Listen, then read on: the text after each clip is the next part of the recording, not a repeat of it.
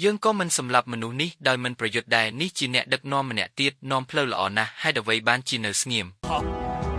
ឆាប់ស្រែកថា10000ឆ្នាំ10000ឆ្នាំ10000ឆ្នាំ10000ឆ្នាំ10000ឆ្នាំ10000ឆ្នាំ10000ឆ្នាំ10000ឆ្នាំ10000ឆ្នាំ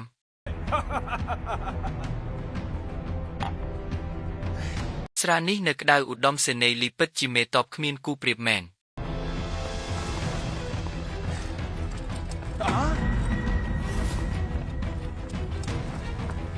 ស្រានៅក្តៅលីសានជាងបានចាញ់ហើយមួកហ្វេងយានបានសម្លាប់គាត់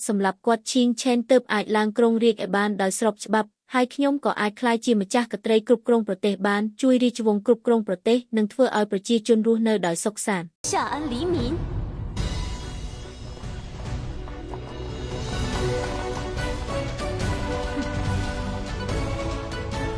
ខ្ញុំគឺមួកហ្វេងយានសូមទូលបង្គំព្រះអង្គចូលទីវង្គតហើយលះបង់រាជឲ្យបល្ល័ង្កក៏ឲ្យខ្ញុំលះបង់រាជឲ្យបល្ល័ង្ក